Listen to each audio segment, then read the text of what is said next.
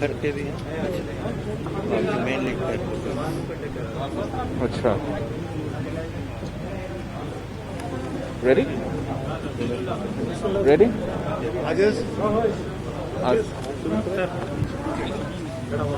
جی بسم اللہ الرحمن الرحیم. السلام علیکم. آپ سب دوستوں کا میں شکر گزار ہوں کہ یہاں ہمارا پریس کانفرنس کے لیے بیٹھے ہیں اور میں خیرپور کا گرمی کا موسم انجوائے کر رہا ہوں. کافی دیر ہو رہا ہے کہ ہم اپنے سندھ کا مختلف ڈسٹرکٹس میں موقع نہیں ملا. آپ کو پتہ ہے کہ خیرپور کے عوام کافی مسائل کا سامنا کر رہے ہیں. پوری ملک کی طرح، پوری پاکستان کی طرح یہاں کی عوام بھی اس حکومت کی ناکامی اور نااہلی کی وجہ سے تاریخی معاشی بحران کا سامنا کر رہے ہیں، اور حکومت کا پالیسیز کی وجہ سے تاریخی مہنگائی کا مقابلہ کر رہے ہیں، تاریخی بے روزگاری کا مقابلہ کر رہے ہیں، غربت میں اضافہ ہوتا جا رہا ہے، اور حکومت کے پاس عوام کے ان مسائل کا کوئی حل نہیں ہے. وعدے تو بہت بڑے کر دیے تھے حکومت میں آنے سے پہلے کہ 1 کروڑ نوکریاں دیں گے، 50 لاکھ گھر بنائیں گے. ان کا پتہ نہیں کون سے ایکسپرٹس کا ٹیم تھا جو 100 دن کے اندر ہی اندر پاکستان کے سارے مسائل حل کرنے تھے. مگر 100 دن تو کیا، 3 سال کے اندر پاکستان کو ہر فورم پہ، ہر ایشو پہ اس حکومت کی پالیسیز کی وجہ سے ہم ناکامی کی طرف بڑھتے جا رہے ہیں. اور جو بھی آپ ایشو اٹھا کے دیکھیں، اگر ہم شروع کرتے ہیں معیشت سے، تو معیشت پہ انہوں نے یہ جو PTIMF کا ڈیل لے کر آئے ہیں، اس PTIMF ڈیل کا ہم نے پہلے دن سے مخالفت کی ہے. آپ کو پتا ہے کہ ہم نے جگہ جگہ جا کے جیسے ہی یہ پاس ہوا تھا، ہم نے اس وقت پہ اختلافات کیا تھا اور پاکستان کے عوام کے سامنے رکھا کہ یہ ڈیل پاکستان کے عوام کے مفاد میں نہیں ہے. اس PTIMF ڈیل کی وجہ سے PTIMF ڈیل کے نتیجے میں پاکستان کے غریب عوام کو تکلیف پہنچے گا، اور اگر ریلیف ہے تو ریلیف صرف اور صرف امیروں کے لیے ہے. اور PTIMF کی اس ڈیل کی وجہ سے پاکستان نے اپنے معاشی خود مختاری کھو دیا ہے. اور جو اب سب سے سنگین حملہ ہمارا معاشی خود مختاری میں ہونے جا رہا ہے، وہ یہ PTIMF ڈیل کی وجہ سے جو اسٹیٹ بینک پہ آرڈیننس پاس کیا گیا ہے، جہاں پاکستان کا اسٹیٹ بینک کو پاکستان کا پارلیمان کا جواب دہ نہیں ہوگا، پاکستان کا اسٹیٹ بینک پاکستان کا عدالت کا جواب دہ نہیں ہوگا. اگر جواب دہ ہوگا تو صرف اور صرف IMF کو جواب دہ ہوگا. اگر پاکستان کا اسٹیٹ بینک پاکستان کے عوام کو جواب دہ نہیں ہوں گے تو پھر ہمارے معاشی پالیسیز پاکستان کے عوام کے فائدہ میں نہیں، IMF کے فائدہ میں ہوتے رہیں گے. ہم اس قسم کا پاکستان کا معاشی خود مختاری پہ حملہ برداشت نہیں کر سکتے ہیں، اور ہم ہر فورم پہ اور ہر موقع پہ اس آرڈیننس کو اسٹیٹ بینک پہ اس کا خود مختاری ختم کرنے کا جو آرڈیننس ہے، پارلیمان اور جوڈیشری سے جواب دے ان سے نہیں ہوں گے، اس آرڈیننس کا مخالفت کرتے رہیں گے. ہم اس PTIMF ڈیل کو اس کا بھی مخالفت کرتے رہیں گے، جس کی وجہ سے پاکستان کی آج جو معاشی ترقی ہے وہ رکی ہوئی ہے، نہ صرف رکی ہوئی ہے مگر نیگیٹو میں ہے. اور ہمارا اکنامک گروتھ ریٹ افغانستان جیسا جنگ زدہ ممالک بنگلہ دیش جیسا ملک سے بھی پیچھے ہے. اگر ہم آگے ہیں تو ہم اپنا مہنگائی کی شرح میں آگے. یہ حیران کن بات ہے کہ پاکستان جیسا ملک جہاں اتنے زیادہ پوٹینشل ہے، ہم معاشی طور پہ افغانستان کے بھی مقابلہ نہیں کر سکتے. پاکستان جیسا ملک بھی اپنا مہنگائی پہ قابو نہیں کر پاتے جیسے افغانستان نے قابو کر لیا. میں سمجھتا ہوں کہ یہ پاکستان کی تاریخ میں ایسا کبھی نہیں ہوا ہے. ہمارا معیشت چاہے وہ ایوب کا دور ہو، چاہے وہ بھٹو شہید کا دور ہو، یا شہید محترمہ بینظیر بھٹو میاں صاحب کا دور ہو، یا پرویز مشرف کا دور ہو، ہم نے کبھی اتنا مشکلات کا سامنا نہیں کیا. Today every single Pakistani is in debt to the tune of 175,000 rupees. ہر پاکستانی پہ یہ قرض ہے، اور یہ صرف اور صرف عمران خان کی PTIMF کی وجہ سے. یہ ان کی معیشت پہ کارکردگی آپ کے سامنے. ان کا فارن پالیسی پہ پروگریس کیا ہے؟ وہ امریکہ کا ایک کلائمیٹ چینج کا کانفرنس پہ ان کو دعوت نہیں دیا جاتا. وہ ہمارا ہر نیبر سے اپنے تعلقات میں خرابیاں پیدا کیے ہیں. ہمارا جو سی پیک کا منصوبہ وہ تھا جو عوام کے لیے معاشی انقلاب لے کر آنا تھا، اس کو بھی بیک برنر پہ ڈالا ہے. اور آپ مجھے بتائیں، کیا کبھی پاکستان کی تاریخ میں کشمیر پہ بھارت اور پاکستان کے تعلقات پہ اتنا متنازع اور کنفیوزڈ وزیر اعظم رہا ہے کہ جب بھارت کشمیر میں تاریخی حملہ کرتا ہے، جب بھارت کشمیر پہ کشمیر کا سٹیٹس تبدیل کر دیتا ہے، وہاں کے مسلمانوں کو اقلیت میں تبدیل کرنے کی کوشش کرتا ہے، اور آپ کا پاکستان کا وزیر اعظم نیشنل اسمبلی پہ کھڑا ہو کر کہتا ہے کہ میں کیا کروں. اب 3 سال گزر چکے ہیں، آج تک کسی ایک پاکستانی کو نہیں پتا کہ اس منافق وزیر اعظم کا پالیسی کیا ہے. کبھی وہ اپنے آپ کو کشمیر کا سفیر کے طور پہ پیش کرتا ہے، تو کبھی وہ کلبھوشن یادو کے وکیل بننے کی کوشش کر رہا ہے، آرڈیننس کے تھرو کلبھوشن یادو کو NRO دینے کی کوشش کرتا ہے.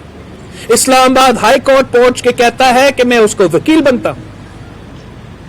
تبھی وہ اپنا وزیر اعظم، پاکستان کا وزیر اعظم بھی ہے اور کامرس منسٹر بھی ہے.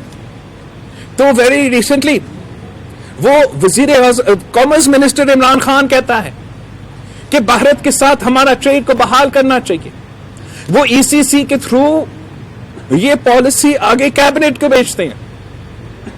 تو وزیر اعظم کامرس منسٹر عمران خان کہتا ہے کہ بھارت سے ہمارا ٹریڈ بحال کرے، مگر کیبنٹ میٹنگ میں وزیر اعظم عمران خان کہتا ہے کہ ایسے کیسے ہم کر سکتے ہیں. یہ کس قسم کا کنفیوژن ہے؟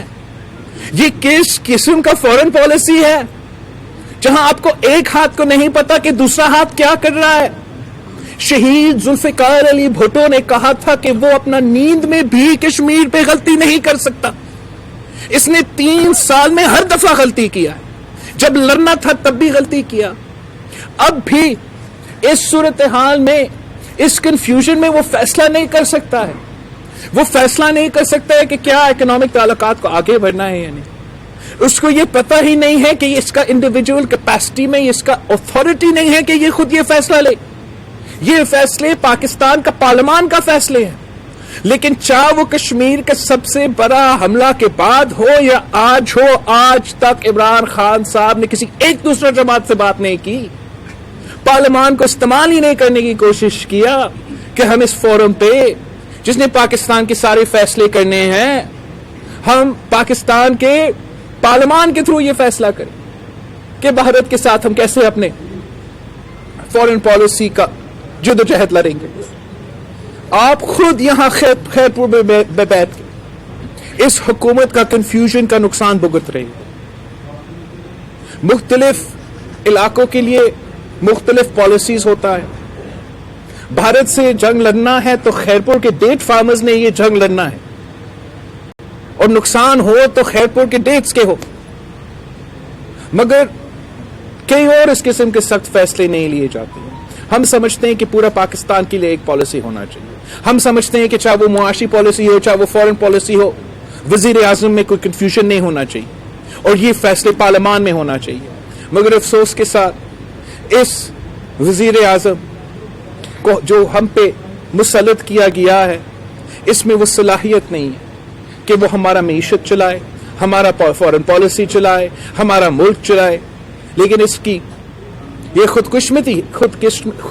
خوش قسمتی ہے کہ جب وہ اتنا کمزور وکٹ پہ آ چکا تھا، جب وہ نیشنل اسمبلی میں ایکسپوز ہو چکا تھا، اس کا میجورٹی ایکسپوز ہو چکا تھا کہ میجورٹی ہے ہی نہیں، ہل گیا تھا پورا کا پورا حکومت.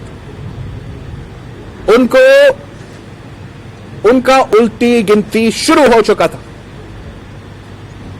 آپ اسی دن فیصلہ کرتے کہ پنجاب میں نو کانفیڈنس آ رہے ہیں اور اس کے بعد نیشنل اسمبلی میں نو کانفیڈنس آ رہا ہے تو عمران خان گیا، کٹ پتلی نظام گیا، بزدار گیا، پورا کا پورا set up was going baking.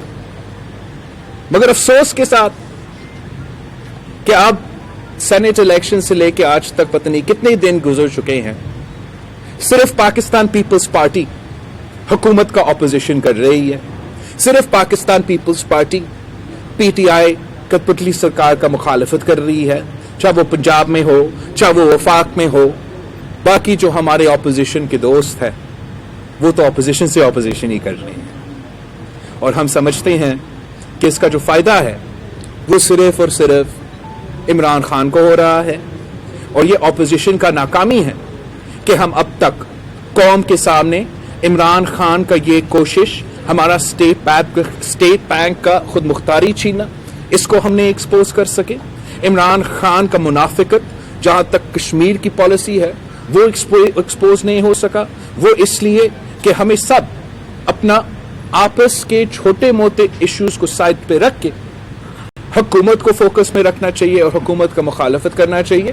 یہ پاکستان پیپلز پارٹی کا پہلے دن سے کوشش تھا اور میں اسی کوشش میں لگا رہوں گا کہ ہم پورا اپوزیشن کا فوکس اس نالائق نااہل کٹ پتلی حکومت پہ دے. اس حکومت کی وجہ سے پورا پاکستان پریشان ہے. اس حکومت کے معاشی پالیسیز کی وجہ سے ہر پاکستانی آج مشکل میں ہے. اور اگر ہم ان کے مسائل حل کرنے کی کوشش نہیں کریں گے تو نقصان ہی نقصان ہوگا. آپ سب کا بہت شکریہ. جی شاہد صاحب اور ٹی وی یہ فرمائیے کہ ایک بات یہ آ رہی ہے کہ پی ڈی ایم کا جو اتحاد ہے اس کے لیے پیپلز پارٹی کی قیادت نے اب مریم نواز کے جو ہنگامہ خیز بیانات ہیں اس سے ہٹ کر حمزہ شہباز سے رابطے کا فیصلہ کیا ہے، شہباز شریف سے رابطے کا فیصلہ کیا ہے، ایسا کچھ ہے؟ دیکھو، ایک تو میں ایبسلیوٹلی کلیئرفائی کرنا چاہوں گا کہ مسلم لیگ نون کا جو قیادت ہے اور کون ہوگا کیا ہے وہ پورا ان کا فیصلہ ہے. اور جو بھی وہ نامزد کریں گے ہم ان سے بات کریں گے، چاہے وہ مریم شریف صاحبہ ہو، چاہے وہ حمزہ شہباز ہو، چاہے وہ شہباز شریف ہو، چاہے وہ میاں صاحب خود ہو. وہ ان کا اپنا جماعت کا اپنا فیصلہ ہے اور اس بات میں کوئی حقیقت نہیں ہے کہ ہم کسی لڑائی میں پڑنا چاہتے ہیں. بالکل یہ بات درست ہے کہ شہباز شریف صاحب نیشنل اسمبلی میں قائد حزب اختلاف ہے، حمزہ شہباز صاحب پنجاب اسمبلی میں قائد حزب اختلاف ہے. کافی دیر سے وہ جیل میں رہے ہیں. ہمیں ضرور پارلیمانی پالیٹکس کرتے ہوئے قائد حزب اختلاف کے ساتھ رابطہ رکھنا پڑے گا. رکھیں گے بھی صحیح، لیکن ایسے کوئی جو آپ کہہ رہے ہیں ایسی کوئی سچ نہیں. خان محمد صاحب کہیے. بسم اللہ الرحمن الرحیم. بڑی مہربانی آپ کی براؤ صاحب.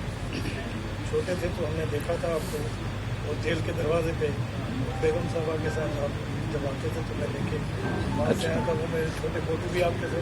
میں یہاں پریزیڈنٹ پریس کلب کا الیکٹ ہوا ہوں. آپ کو بھی مبارک. بڑی مہربانی آپ کی. میں پریس کلب کی طرف سے آج آپ کی آمد پہ بہت ہی خوش ہوا ہوں اور صاف ہی خوش ہے. میں آپ کو بہت شکریہ. پہلی مرتبہ ذوالفقار علی بھٹو کا یہ جو قلعہ تھا خیر پور، اس میں آپ جیسے نوجوان جو ہے شہید ذوالفقار علی بھٹو کے بعد بے نظیر صاحب آئیں और बेनज़ीर साहबा के साथ इसी घर पे आपकी तशरीफ़ आवरी जो है हमारे लिए बहुत ही नेक शुरू होगी। और मैं आज इस तवज्जुह से कि क्योंकि नासिर शाह साहब भी बैठे हुए हैं, तो प्रेस क्लब के लिए बहुत ही अरसे से कोई ग्रांट हमें नहीं मिली थी, तो वो हमारे नासिर शाह साहब ने आज हमें 50 लाख रुपए की ग्रांट जो है खैरपुर प्रेस क्लब की खुशखबरी दिए, उस पर आपका शुक्रिया अदा करना चाह रहा था।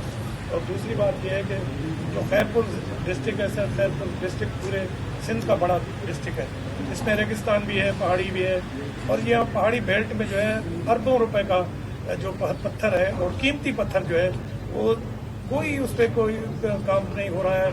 वहाँ पर बेजा लोग बाहर से आए हुए हैं, वो करोड़ों की जो है अपना पत्थर निकाल के लेके जा रहे हैं, और गवर्नमेंट सिंध को कोई भी 1 रुपया भी जो है उसकी मद में नहीं आ रहा है। तो मेरी ये ख्वाहिश ये थी और अर्ज ये था कि वहाँ गैर कानूनी तरह से जो कुछ खैरपुर की आमदनी जो ज़ाया हो रही है उस पर सिंध गवर्नमेंट को तवज्जो देनी चाहिए।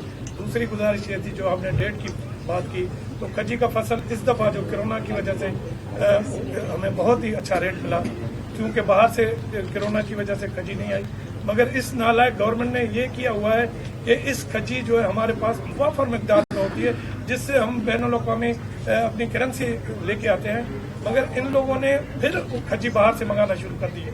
तो हमारा ये फसल जो है गरीबों का फसल जो है उसके रेट डाउन हो जाते हैं, डाउन हो जाते हैं। इसमें मेहरबानी करके इस तरफ तवज्जो जरूर। एक तो बहुत मुबारक हो, आप अपना प्रेस क्लब के इलेक्शन जीत चुके हैं, और नासिर शाह साहब का जिम्मेदारी है कि हर प्रेस क्लब को ओन करे और मिलके काम करे, कि मैं उम्मीद करता हूं कि आपके साथ भी मिलके काम करेगा। मुझे भी इस बात की बहुत खुशी महसूस हो रहा है कि हमें ये मौका मिला है। वैसे हम खैरपुर आते रहते हैं, लेकिन यहाँ आना और आपसे मिलना का भी बहुत खुशी महसूस हो रहा है। आपका तो जो सवाल थे, एक जहाँ तक आपका लोकल स्टोन का आप जिक्र कर रहे थे, मुझे इतना इन्फॉर्मेशन नहीं है कि कौन सा स्टोन या क्या आपके ये वैल्यूबल कमोडिटी है। मैं ज़रूर सिंध हुकूमत को कहूँगा कि इसको रिव्यू करे। हम तो चाहते थे और चाहते हैं कि जिस तरीके से सिंध हुकूमत ने थरकोल में एक पब्लिक प्राइवेट का कॉन्सेप्ट दिया, जिससे सिंध के अवाम 51% स्टेक होल्डर है, और फिर मुख्तलिफ प्राइवेट कंपनीज का भी स्टेक है, और वो मिल के सिंध का कोयला भी पहली दफ़ा इस्तेमाल भी कर रहे हैं, बिजली भी पैदा कर रहे हैं, और वहाँ के अवाम को लोकल फ़ायदा पहुँचा रहे हैं।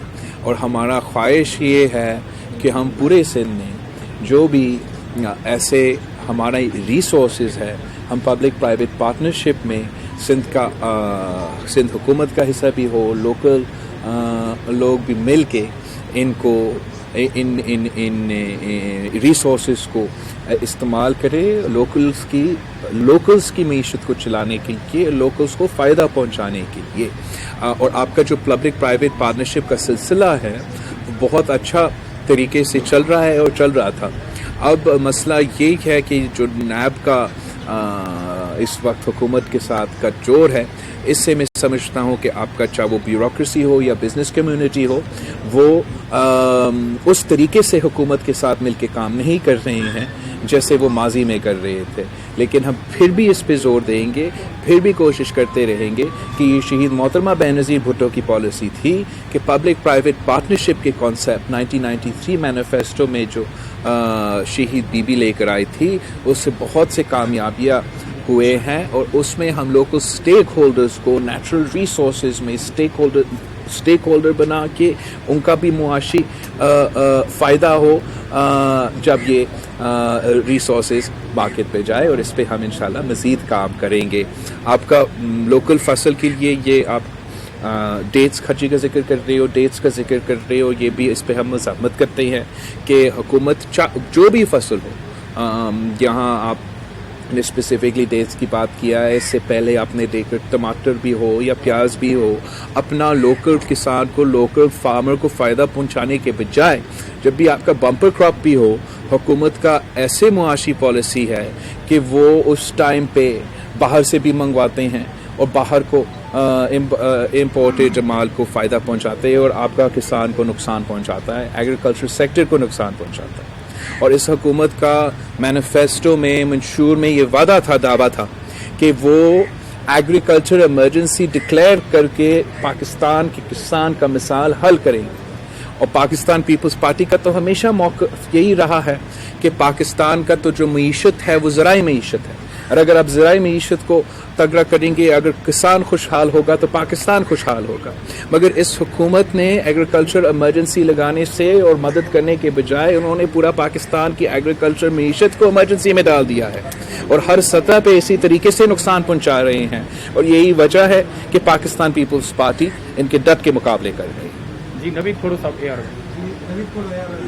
السلام علیکم. سر یہ پیپلز پارٹی کی سیاست تو مایہ ناز ہوتی ہے, پی ڈی ایم کو کیا پیپلز پارٹی نے استعمال کر دیا ہے, اور اوپر کیا معاملات طے ہو گئے ہیں کہ یوسف رضا گیلانی اپوزیشن لیڈر ہو گئے ہیں سینیٹ کے, اور کیا اگلی حکومت پیپلز پارٹی کی بنے گی, اور کیا عمران خان یہ مدت پوری کرے گا؟ پاکستان پیپلز پارٹی کا پہلے دن سے یہ کوشش رہا ہے کہ نہ صرف اس حکومت کا مخالفت کرے, مگر ہمارا اپوزیشن میں جو جماعتیں ہم سے شاید تعداد میں زیادہ تھے یا کم, ان سب کے ساتھ مل کے اپوزیشن کرے. آپ کو یاد ہوگا ایسے وقت تھا جب شاید پاکستان پیپلز پارٹی ہی زیادہ ایکٹیو تھا اور مختلف جماعتیں ڈومنٹ تھے, مگر میں نے خود بہت کوشش کیا, ہر صبح میں خود گیا اور محنت کر کے سپٹمبر 20 پہ ہم نے پاکستان ڈیموکریٹک موومنٹ کی بنیاد رکھی. اور ہم آج بھی چاہتے ہیں کہ اپوزیشن جماعتوں مل کے کام کرے, کہ اگر اپوزیشن جماعتیں مل کے حکومت کا مخالفت نہیں کریں گے تو اس کا فائدہ عمران خان کو ہوگا.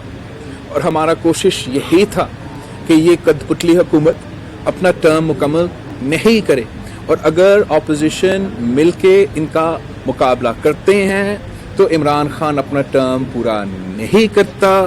میں سمجھتا ہوں یوسف رضا کا نیشنل اسمبلی سیٹ کا جیتنے کے بعد the writing was on the wall, this government had to go.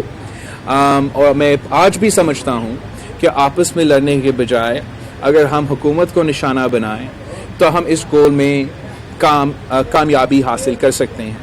میں جانتا ہوں کہ کچھ جماعتوں کا یہ پروپیگنڈا ہے, یہ کوشش ہے, یہ غلط کوشش ہے کہ پاکستان پیپلز پارٹی کو ایک ایسے پیش کرنے کی کوشش کرے کہ ہم نے کچھ ڈیل کی ہو. لیکن آپ جانتے ہو, اس لیے, اور آپ جانتے ہو, آپ پاکستان پیپلز پارٹی کے ماضی بھی جانتے ہو اور آپ بھی آج بھی جانتے ہو کہ ہم اس قسم کی سیاست نہیں کرتے. اور میں سمجھتا ہوں کہ ہمیں اس قسم کے الزامات ایک دوسرے پہ نہیں ڈالنا چاہیے. اگر میرے جماعت میں میرے کارکن کچھ سالوں سے ان کے کوئی سوالات ہے جس کا لیکن ہم ان سوالات جو پی ڈی ایم کے جماعتوں کے بارے میں ہیں ہم ان پہ زور نہیں دیتے, اس لیے اس سے اختلاف میں اضافہ ہوتا. ہم we choose to focus on what we agree on, and we should choose also to agree to disagree where we disagree. That is the beauty of democracy. لیکن یہ اس قسم کا غلط بیان بازی کسی کی جماعت کے لیے وہ اپوزیشن کی فائدہ میں نہیں ہے.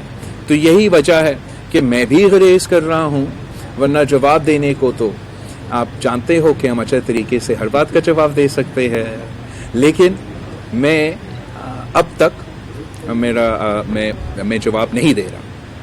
یاسر فاروقی صاحب جی, ملک کے موجودہ جو صورتحال معاشی خاص طور پہ اس جگہ پہ آ گئی ہے کہ اب خبریں یہ گردش کر رہی ہیں قومی حکومت بننے جا رہی ہے, تو کیا پیپلز پارٹی قومی حکومت پہ اتفاق کرے گی یا آپ کا وہی مطالبہ ہے کہ نئے الیکشن نئی حکومت, اور اگر آپ کو براہ راست کوئی عہدہ آفر کیا جاتا ہے تو آپ قومی حکومت میں لیں گے؟ جہاں تک پہلے دن سے ہمارا یہی کوشش رہا ہے, ہم چاہتے ہیں کہ نیا الیکشنز ہو, صاف و شفاف الیکشنز ہو, فری اینڈ فیئر الیکشنز ہو, 2018 کی طرح جس طریقے سے الیکشنز کروائے گئے ہیں یا ماضی میں مختلف موقع پہ جس طریقے سے پاکستان پیپلز پارٹی کے خلاف ہی دھاندلی ہوا ہے وہ نہ ہو اور فری اینڈ فیئر الیکشنز ہو.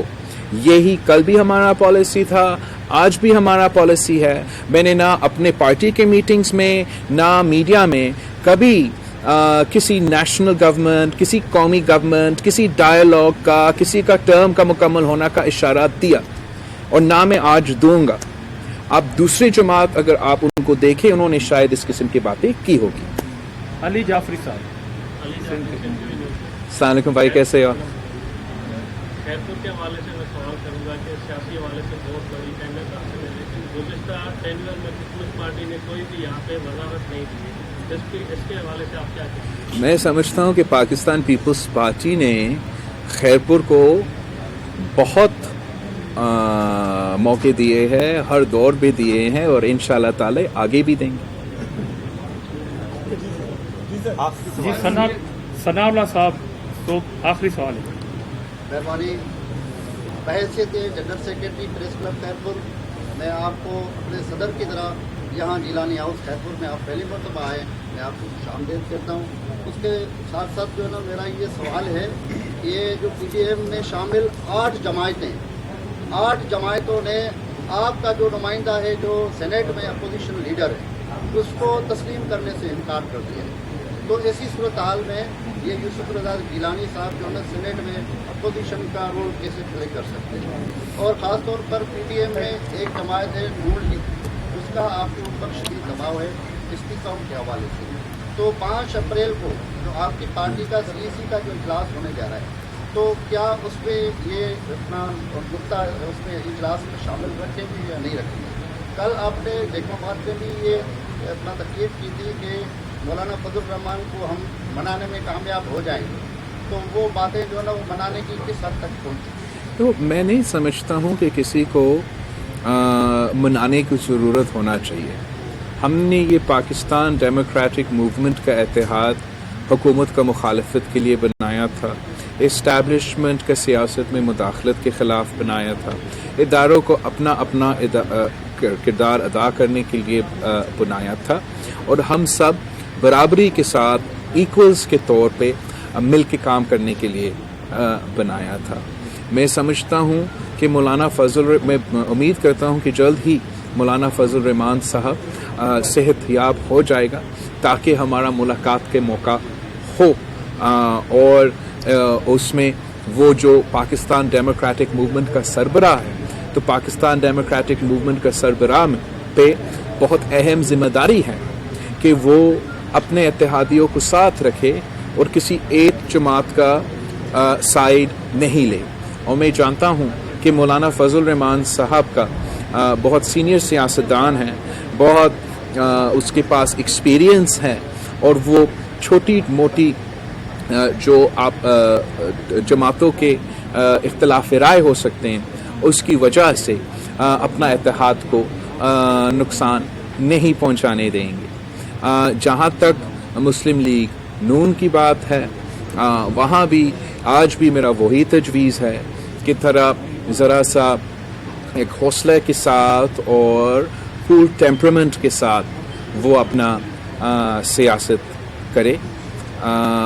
مجھے میرے کچھ پاکستان پیپلز پارٹی کو دوستوں کو ایسے لگ رہا ہے کہ شاہد یوسف رضا گیلانی کی جو کامیابی ہے, جتنا وہ عمران خان صاحب کو ہضم نہیں ہوا ویسے وہ ہمارا کچھ نون لیگ کے دوستوں کو ہضم نہیں ہوا. تو ایسے نہیں ہونا چاہیے. ہم خوش ہوتے ہیں جب نون لیگ کوئی بائی الیکشن جیتتی ہے, تو نون لیگ کو بھی خوش ہونا چاہیے کہ پاکستان پیپلز پارٹی کی کامیابی پہ خوش ہونا چاہیے, اور ہمیں چھوٹے چھوٹے جیلسیز کی وجہ سے اتنا بڑا مقصد جس کے لیے ہم اکٹھے ہوئے ہیں اس کو نقصان نہیں پہنچانا چاہیے. اور ہر وقت ہر موقع پہ آر یا پار کے سیاست نہیں چلتا. آپ کو بڑا سنجیدگی کے ساتھ اور ٹھنڈا دل کے ساتھ فیصلے لینے چاہیے, تاکہ جو پاکستان میں ہمارا گریٹر کاز ہے جمہوریت کی بحالی کا, جو ہمارا گریٹر کاز ہے فری اینڈ فیئر الیکشنز کا, جو ہمارا گریٹر کاز ہے کہ عوام جو اس وقت مہنگائی, بے روزگاری اور غربت میں پھنستے ہیں, ہم نے ان کو بچانا ہے. یہ ساری چیزیں ہمارا آپس کے چھوٹے موٹے جیلسی سے زیادہ اہمیت رکھتے ہیں. تو میں آج بھی امید رکھتا ہوں کہ مولانا فضل الرحمان صاحب as President PTM will play an impartial role, a serious role, a responsible role in creating unity amongst the opposition if they indeed intend to challenge the PTI government in Punjab and in the centre. Thank you. Thank you, ji. CEC کا اجلاس تھا تو وہ کیوں Sorry. سر آج CEC کا اجلاس تھا استعفوں کے معاملے پر. جی کل ہمارا CEC کے اجلاس ہونا تھا استعفے کے معاملے پر، مگر کل رات لیٹ موقع پہ سینٹ کا اجلاس طلب کیا گیا ہے، جس کی وجہ سے تھوڑی دیر کے لیے ہمارا CEC جو ہے وہ پسپون ہو چکا ہے. مگر ہمارا CEC کا اجلاس ہی وہ اپروپریٹ فورم ہے جہاں ہم چاہے وہ استعفیٰ کا ایشو ہو یا مختلف ایشوز ہو یا سیاسی صورتحال ہو، وہاں پاکستان پیپلز پارٹی سارے فیصلے لیں گے، اور وہی فورم ہے جہاں ہر پاکستان پیپلز پارٹی کا عہدیدار کا حق ہے کہ وہ اپنا رائے یا موقع پارٹی کے سامنے رکھے. Thank you very much.